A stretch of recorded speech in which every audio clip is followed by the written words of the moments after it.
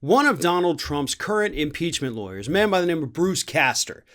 He is the one who came out on Tuesday.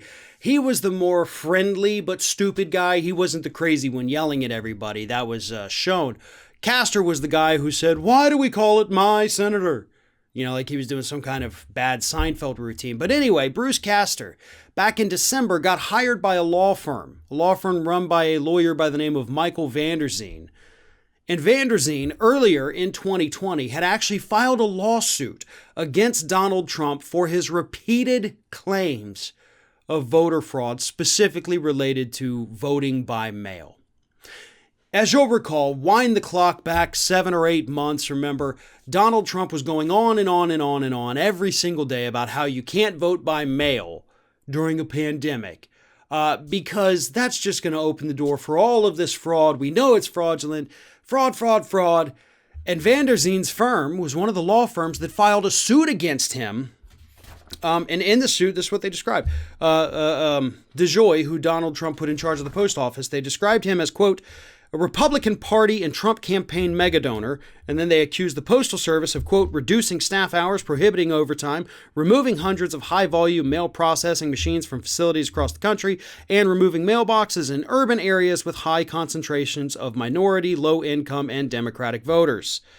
These operational changes led to delays in the delivery of mail, according to the suit, and came at a time when Trump was making repeated claims without evidence that voting by mail is ripe with fraud. So Van Der Zeen, who runs this firm, hires Castor in December.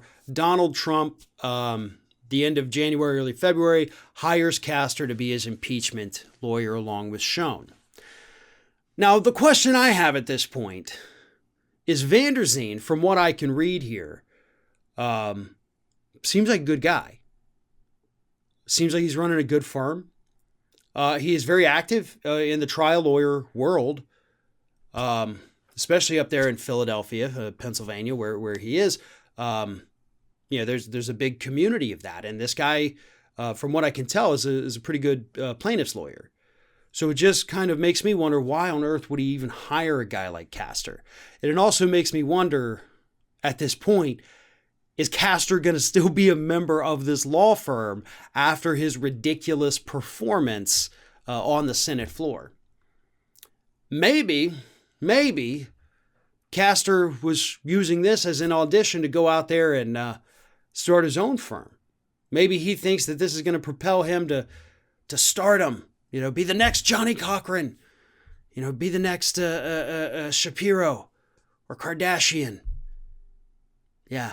It's not going to happen, bud. It's definitely not going to happen.